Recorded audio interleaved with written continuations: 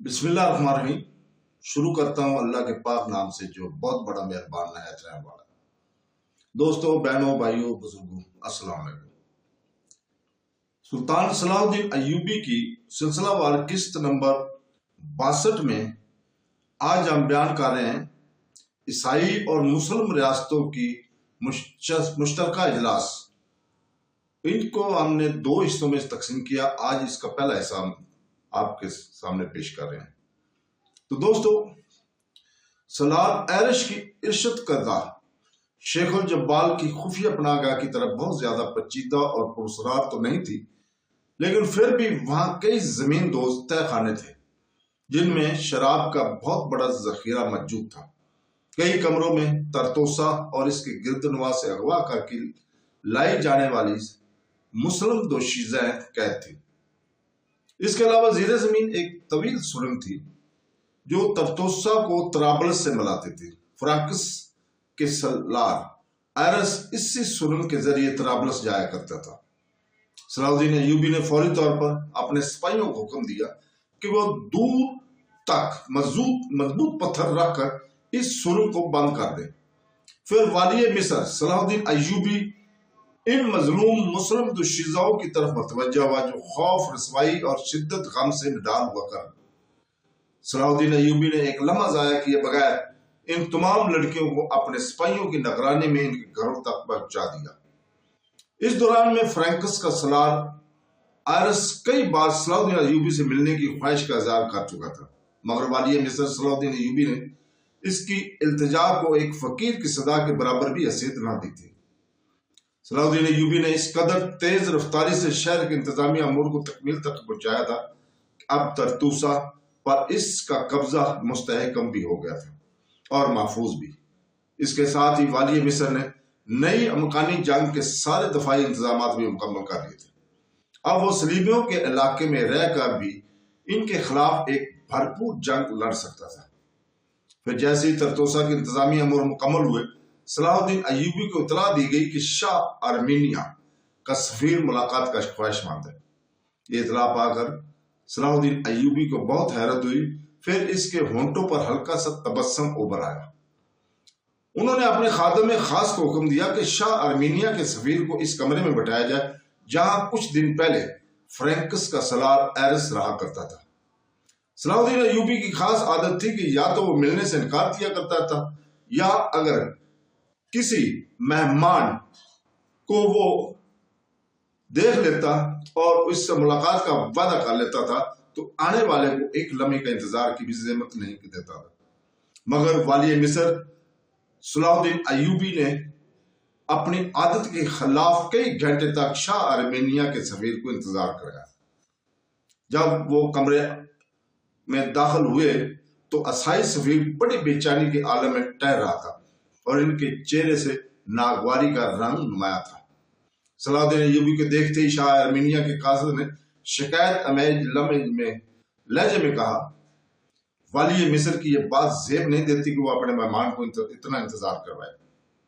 صلاح الدین ایوبی نے انتہائی ضبط و تحمل کا مظاہرہ کرتے ہوئے جواب دیا، آنے والے کو معلوم ہونا چاہیے کہ وہ والی مصر کا بلایا ہوا مہمان نہیں ہے۔ صلاح الدین ایوبی کے لہجے سے غرور اور تکبر کی بجائے استقامت اور بے نیازی کا رنگ جھلک رہا تھا۔ چونکہ مہمان بغیر بلایا آیا ہے، اس لیے اسے خود انتظار کرنا پڑے گا کہ میزبان کب اپنے کاموں سے فارغ ہوتا ہے۔ والی مصر صلاح الدین ایوبی کی بے رخی کا یہ انداز دیکھ کر شاہ ارمینیا کے سفیر کا چہرہ اتر گیا اور اس نے اندازہ کر لیا کہ صلاح الدین ایوبی کے ارادے کچھ اور ہی ہیں۔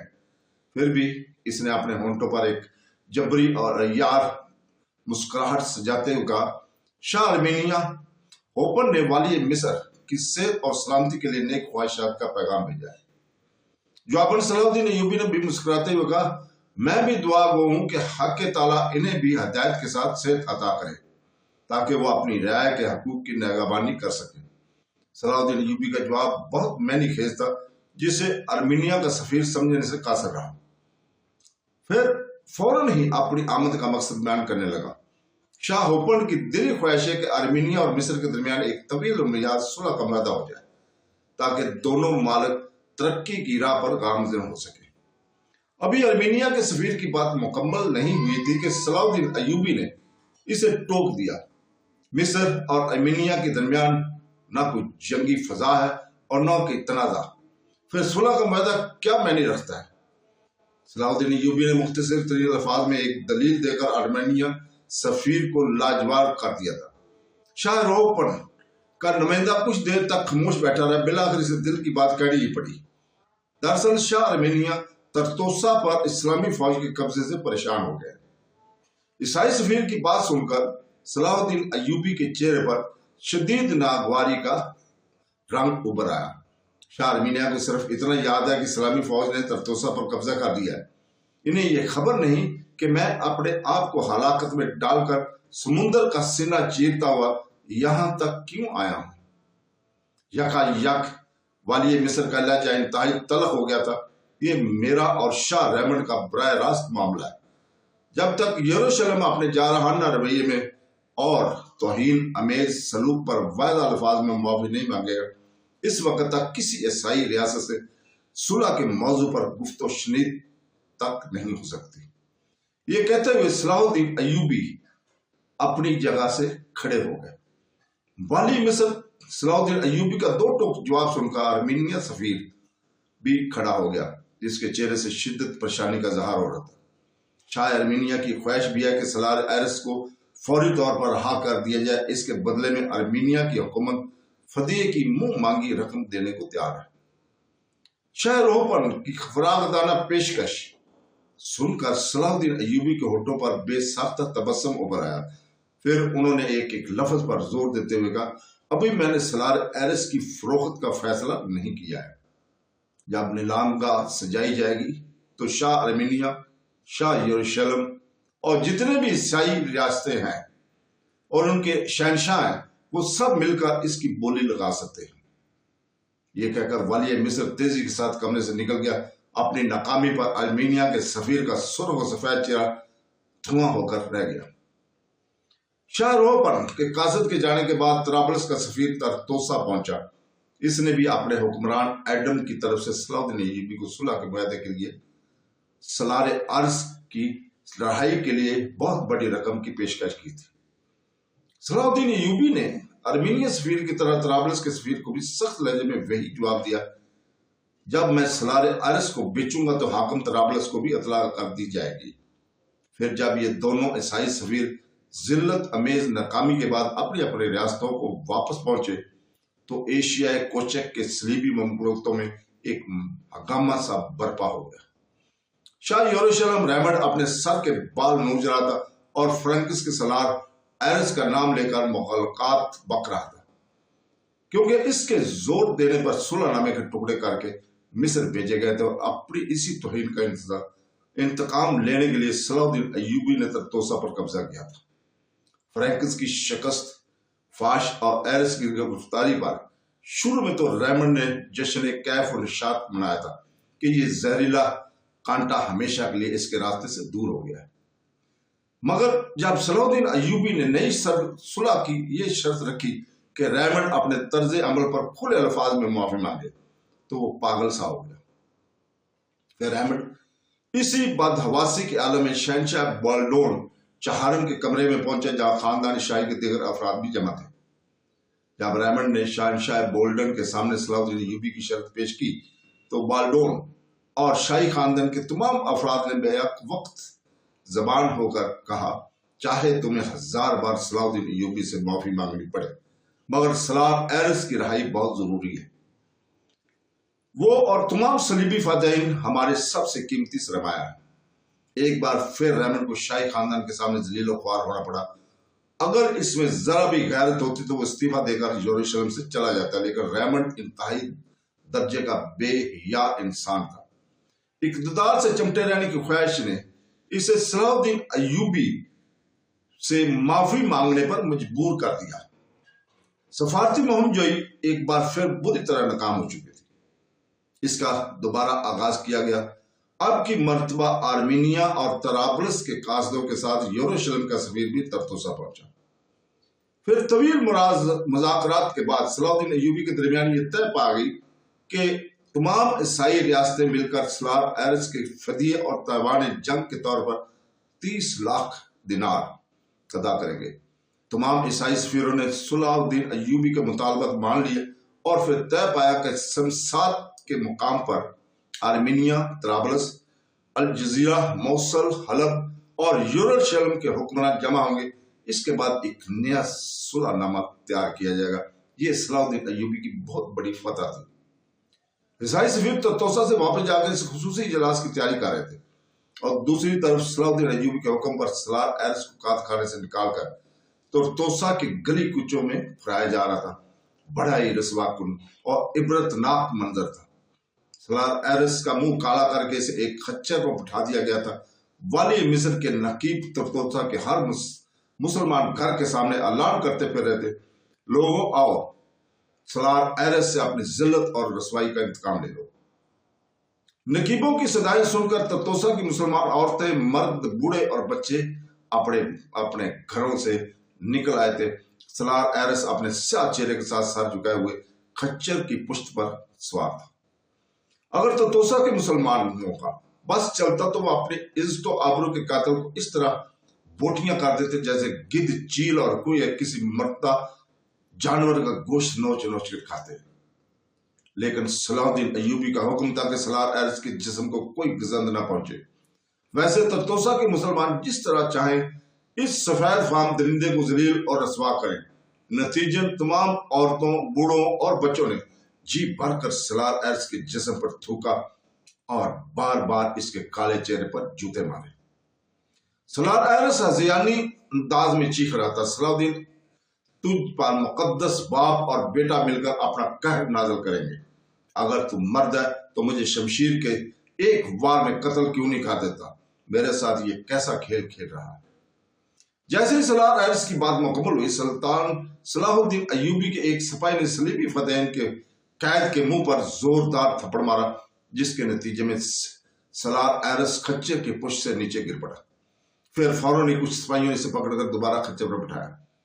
तो कैसा मर्द है जो मुसलसल जिल्लतें बर्दाश्त कर रहा है? इसी सिपाही ने चीख कर कहा जिसने सलार एरस के मुंह पर थप्पड़ मारा था, अगर तुझ में जरा भी गैरत होती तो कैद खाने की दीवारों से टकरा टकरा कर मर जाता, मगर अपना मुंह काला नहीं होने देता। मजबूर हूं, सलार एरस ने पागलों की तरह चीखते हुए कहा। सलार एरस की चीख के जवाब में तोसा के एक मुसलमान नौजवान ने बुलंद आवाज में वहीं खड़े होकर कहा, अल्लाह ताला तुझे इतना मजबूर कर दे कि तू दिन रात अपने मरने की दुआएं करे और मौत भी तुझे कबूल ना करे। फिर जब सलार एरस की रसवाई का तमाशा मुकम्मल हो चुका तो फिर इसे दोबारा कैद खाने पहुंचा दिया गया।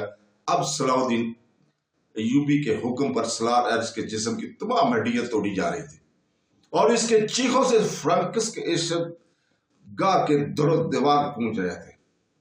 और दूसरी तरफ ईसाई और मुस्लिम रियासतें मिलकर इस खुसूसी इजलास की तैयारियां कर रहे थे, जिसमें सलाहुद्दीन अय्यूबी को शरीक होना था और शाह यरूशलेम रेमंड को वाली मिस्र सलाहुद्दीन अय्यूबी से अपने गुस्ताखाना सलूक की माफी मांगे थे। 12 अक्टूबर 1180 एशिया कोशक की तारीख में एक यादगार दिन था। दुनिया भर के तमाम गैर जानबदार मुअर्रिखीन इस दिन को सलाहुद्दीन अय्यूबी का दिन करार दे रहे थे, इसलिए कि वाली मिस्र सलाहुद्दीन अय्यूबी ने कबल अज वक्त अपनी शराइत मनवाने के बाद ही इस खुसूसी इजलास में शिरकत करने का वादा किया था। सिमसियात का इलाका इस वक्त एशिया कोचक में सियासी सरगर्मियों का सबसे बड़ा मरकज था। दूर दूर तक यरूशलेम, हलब, मौसल, अल जजीरा, तराबलस, आर्मीनिया और कुनिया के फौजी दस्तों ने हिफाजती इंतजाम के तहत इस पूरे इलाके को घेरे में ले लिया था, ताकि इजलास के वक्त किसी किस्म की बदनज़मी और इंतशार का अमकान बाकी ना रहे। खुद सलाहुद्दीन अय्यूबी ने भी अपने हकीकी भांजे फर्क शाह को लिख भेजा था कि वो एक फौजी दस्ते के साथ शाम से समसात पहुंच जाए। नतीजन फर्क शाह अपने 2000 मुंतखब शाह सवारों के साथ मौजूद था। इस नौजवान मुजाहिद सलार को देखकर मौसल, हलब और अल जजीरा के मुसलमान सिपाही बहुत पीछो ताप खा रहे थे, क्योंकि फर्क शाह ने इन्हें कई मार्ग में शिकस्त फाश से दो चार किया हुआ था। اور اب بڑے جاہ جلال کے ساتھ شام پر حکومت کر رہا تھا۔ فرق شان سے صلیبی سپاہی بھی خوش نہیں تھے، کیونکہ اس نوجوان سالار نے کئی جنگوں میں عیسائیوں کو بھی میدان سے فرار ہونے پر مجبور کر دیا تھا، مگر فرق شاہ حریفوں کے جذبات سے بے نیاز اپنا پرچم بلند کیے اس عمارت کے قریب کھڑا تھا، جہاں کچھ دیر بعد خصوصی اجلاس شروع ہونے والا تھا۔